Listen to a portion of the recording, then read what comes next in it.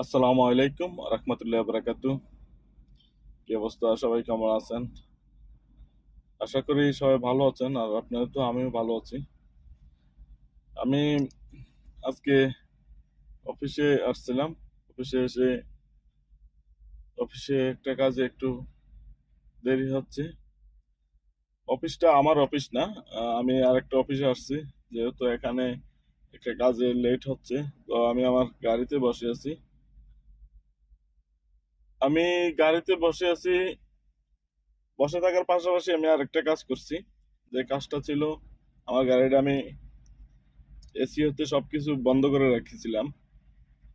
বন্ধ করে রাখার এতটুকু উদ্দেশ্য, আমার গাড়ির পাশাপাশি একটা লোক রাস্তা ক্লিনের কাজ করছে। যে রাস্তার সাফ সাফাই যে কাজগুলো করে সেগুলা করতেছে। তো আমি প্রায় সময় ভাবি যে তারা এত প্রচন্ড রৌদ্রের মধ্যে, এত গরমের মধ্যে কিভাবে এই কাজগুলা করে, আর তাদের কিভাবে সম্ভব হয়। তো এই জিনিসগুলো অনেক সময় ভাবি। তার মধ্যে তাদের স্যালারিও খুব কম, অনলি 700 টাকা নাকি স্যালারি 8 ঘন্টা ডিউটি। বিশ্বাস করেন, এখন 8টা 10 বাজে, সকাল 8টা 10 বাজে। এই সকাল 8টা 10-এ আমাকে দেখছেন আপনারা যে আমি গাড়ির ভিতরে বসে আছি, গ্লাস খোলে এবং দরজা ওপেন করে। তারপরে হয়তো প্রচুর পরিমাণ ঘামাচ্ছে, যেটা আসলে আপনারা নিজেরাও দেখতে পাচ্ছেন। আর যে লোকটা রাস্তা ক্লিনারের কাজ করে, এই লোকটার কত কষ্ট হচ্ছে, তার কাছে কত গরম লাগতেছে, এটা একমাত্র সে জানে, আর ওর আল্লাহ ভালো জানে। আসলে পরিবার পরিজন এবং দেশের মানুষকে ভালো রাখার জন্য হয়তো প্রবাসীরা এত কষ্ট করে। যদি পরিবার পরিজনকে ভালো রাখার কোনো দায়িত্ব না নিত, তাহলে প্রবাসীরা এত কষ্ট করার কোনো মানেই হয় না।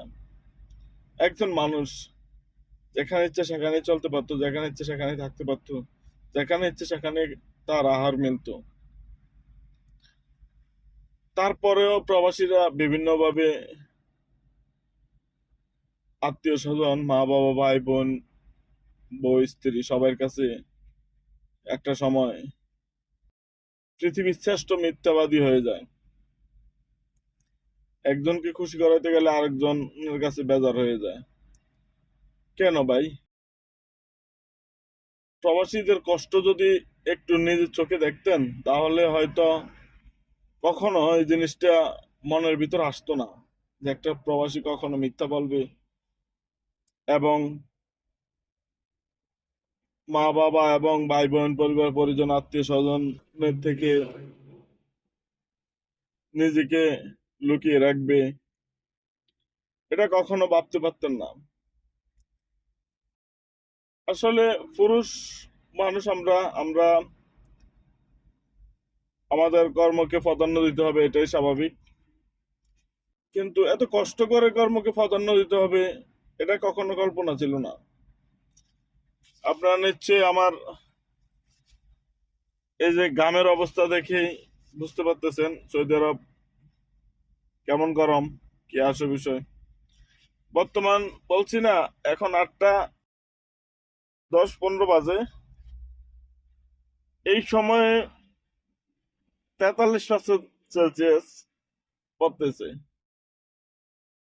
কিন্তু দুপুরবেলা নিশ্চয় 47-48 এরকম থাকে, অনেক সময় 50 হয়। বিষয়টা আসলে অনেক কষ্ট লাগে। যে রাস্তায় যারা কাজ করে এবং বিল্ডিং কানেকশনের কাজ করে, বিল্ডিং কানেকশনের কাজ যারা করে তারা নিশ্চয় মোটামুটি ভালো টাকা ইনকাম করে, কিন্তু টাকার জন্য তাদের জীবনটাকে একটু জন্য মায়া করে না। বিল্ডিং কানেকশনে যারা কাজ করে কিংবা রোডে বাইরে যারা কাজ করে, তাদের এমনও হয় যে তাদের গায়ে যে ড্রেস থাকে, সেই ড্রেসের কালারটাও চেঞ্জ হয়ে যায়। তারপরও তারা দৈনিক 12 ঘন্টা 10 ঘন্টা কাজ করে যাচ্ছে। পরিবার পরিজন আত্মীয় স্বজন সকলকে ভালো রাখার জন্য। দিন শেষে কি পায় পরিবার পরিজনের কাছে? পৃথিবীর শ্রেষ্ঠ মিথ্যাবাদী উপাধি পেয়ে কিন্তু ব্যর্থ জীবনকে সমাপ্তি করে পরকালে চলে যায়।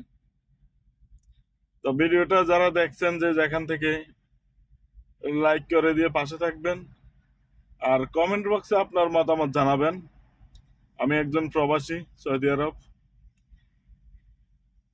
আর আমার ভিডিওটা শেয়ার করে দিয়ে অন্যকে দেখার সুযোগ করে দিবেন। আমার একটা ইউটিউব চ্যানেল আছে, জাকারিয়া রিয়াদ।